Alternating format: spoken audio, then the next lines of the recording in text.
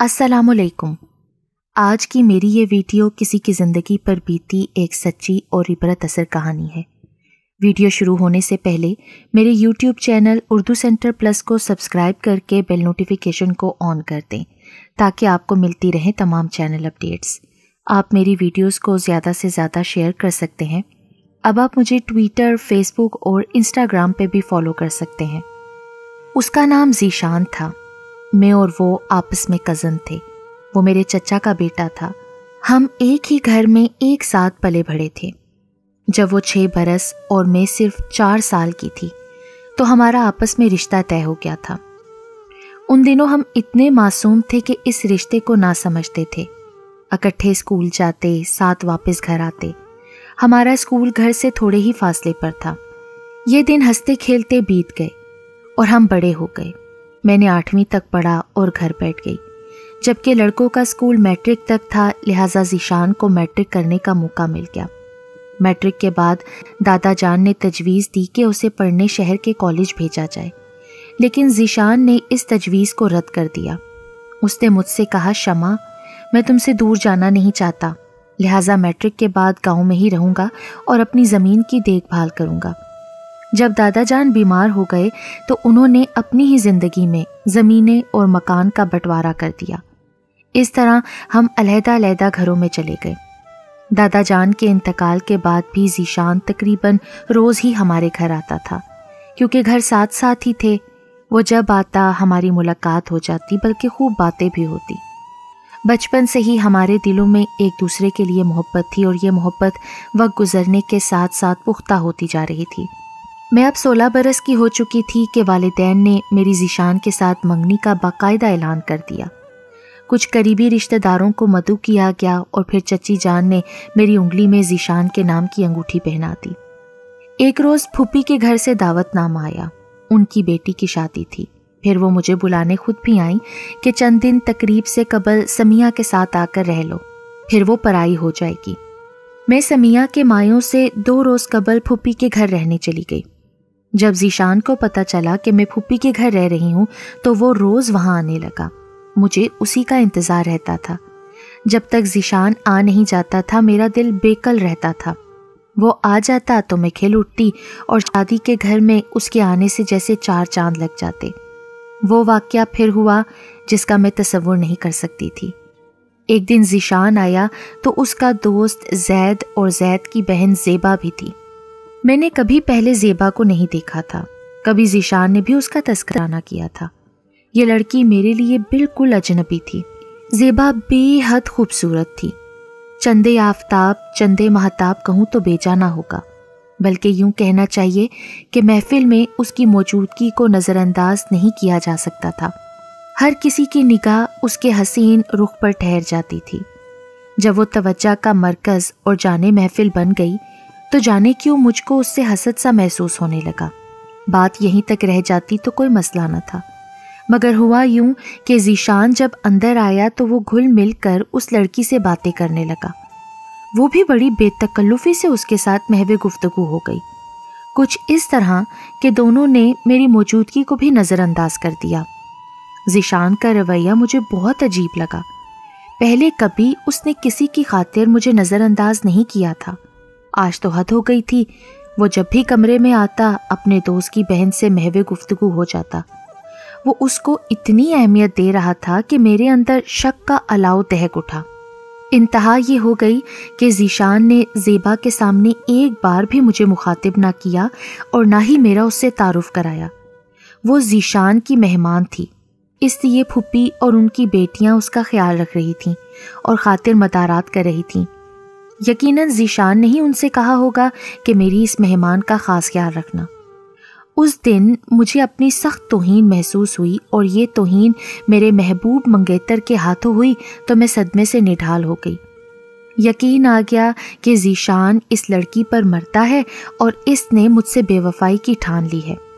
जूं तूं करके शादी का हंगामा तमाम हुआ तो मैं लुटी पटी सी घर लौट आई, लेकिन तन बदन में इंतकाम का दोज़ख सा दहक उठा था। जाने क्यों मुझे यकीन हो गया कि आगे चलकर ज़ीशान मुझको छोड़ देगा और इसी लड़की ज़ेबा से शादी कर लेगा। शैतान ही इंसान के दिल में वसवसे डालता है। उसने मेरे दिल में भी उस दम ऐसा वसवसा डाला कि मैं अपने मंगेतर से नफरत महसूस करने लगी। अब मैं उस मौके की तलाश में थी कि किस तरह ज़ीशान को ऐसा सबक सिखाऊं जो वो उम्र भर भुला ना सके। कुछ ही दिन गुजरे कि ज़ीशान और उसकी बहन हमारे घर आए। उन्होंने बताया कि दरिया की सैर का प्रोग्राम बनाया है, तुम भी साथ चलो। मैं तो जैसे मौके की तलाश में थी, फौरन हामी भर ली, अम्मी से इजाज़त ली और उनके साथ हो ली। ऐन वक्त पर मेहमान आ गए, लिहाजा फुप्पी हमरा ना जा सकी।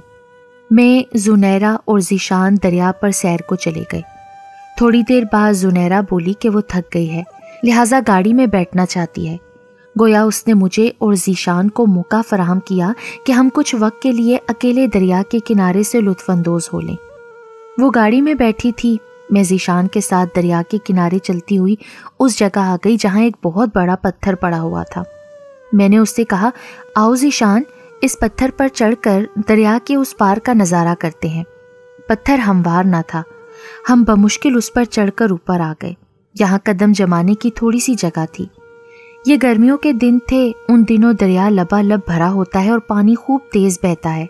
मैंने ज़ीशान से पूछा, उस रोज़ शादी में तुम ज़ेबा से बहुत वालेहाना अंदाज से महवे गुफ्तगू रहे, आखिर तुम दोनों के बीच क्या मामला है? वो बोला, मामला कोई नहीं है, बस वो मेरे दोस्त की बहन है तो मेरी भी बहन है। वो मेहमान थी, लिहाजा मैंने उस पर तवज्जो दी। ये बात नहीं है ज़ीशान, तुम झूठ बोल रहे हो। तुम्हारे और उसके दरमियान कोई मामला ज़रूर है। तुम उसकी खातिर मुझे मुकम्मल नज़रअंदाज कर रहे थे। मोहब्बत करने वाले दिल ना ऐसे मामलात की तह तक पहुंच ही जाते हैं। मुझे यकीन है तुम ज़ेबा से मोहब्बत करने लगे हो और तुम्हारे दिल से मेरी मोहब्बत जाती रही है। तुम यकीनन कुछ दिनों तक मुझे छोड़कर उसके साथ हो जाओगे। तुम उसी से शादी करना चाहते हो ना? ये गलत बात है। तुम मुझ पर इल्ज़ाम लगा रही हो, खौम-खा शक कर रही हो। मैंने उससे अकेले में गुफ्तगू नहीं की थी, मैं तो कमरे में सबके सामने उससे बात करता था। वो कसमें खाने लगा कि उसे मेरे अलावा किसी की परवाह नहीं है और ना ही किसी से मोहब्बत है। अगर तुम्हें यकीन नहीं आता तो अपनी मोहब्बत को यकीन दिलाने के लिए मैं कुछ भी कर सकता हूँ। हाँ, मुझे यकीन नहीं है। तुम गलत बयानी से काम ले रहे हो ज़ीशान, तुम मुझे धोखा दे रहे हो। ऐसा कहते कहते मैं रोने लगी। मेरे रोने से घबराकर उसने कहा, अल्लाह की कसम, जो कहोगी मैं करने को तैयार हूँ। खुदारा मेरा यकीन करो। मैं किस तरह तुम्हें अपनी मोहब्बत का यकीन दिलाऊं? मैं तुम्हारे सिवा किसी से मोहब्बत नहीं करता। ठीक है ज़ीशान, अगर तुम्हें मुझसे मोहब्बत है ना तो अभी छलांग लगा दो दरिया में। तुम बहुत अच्छे तैराक हो ना, नहीं डूबोगे, बचकर निकल आओगे। हाँ, मैं अच्छा तैराक हूँ, ये लो। उसने इसके बाद दूसरी कोई बात ना की और उसी वक्त दरिया में छलांग लगा दी। ये सच था कि ज़ीशान बहुत माहिर तैराक था। उसने तैराकी के कई मुकाबले अपने गांव में जीते थे और ट्रॉफियां हासिल की थीं। मुझे यकीन था कि वो छलांग लगाने के चंद मिनट बाद ही किनारे पर आ जाएगा, लेकिन मैं बदबख्त ये नहीं जानती थी कि जिस जगह उसने छलांग लगाई है वहाँ दरिया में भंवर पड़ रहा था। छलांग लगाते ही वो सीधा भंवर में फंस गया और फिर पानी के अंदर उतरता चला गया। 1, 2, 4 फिर कई मिनट इस तरह गुजर गए, वो ऊपर ना उभर सका। जाने दरिया के अंदर वो किस जगह चला गया था। जब काफ़ी इंतज़ार पर वो दिखाई न दिया तो मेरा दिल बैठने लगा। बड़ी दिक्कत से मैं पत्थर से उतरकर ज़मीन पर पहुंची और दौड़कर जुनैरा के पास पहुंची और उसको बताने लगी कि ज़ीशान दरिया में गिर गया है, उसका पैर फिसल गया है। ये मैं ना बता सकी कि मैंने उसे दरिया में छलांग लगाने को कहा था।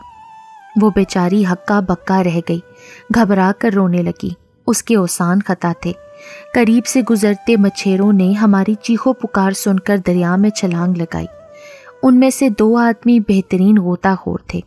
जब बदकिस्मती घिरती है तो फिर ऐसे ही सानहे रोनमा हो जाते हैं।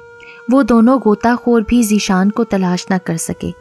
जब हम दोनों घर आए तो आंखों तले अंधेरा छाया था, कुछ सुझाई नहीं देता था। घर में भी मैंने यही बताया कि ज़ीशान का पाँव फिसल गया था और वो दरिया में जा गिरा क्योंकि पत्थर बहुत नुकीला और नाहमवार था। चचा ने मज़ीद गोताखोर बुलवाए मगर कोई मेरे महबूब के जिस्ते खाकी को तलाश न कर सका।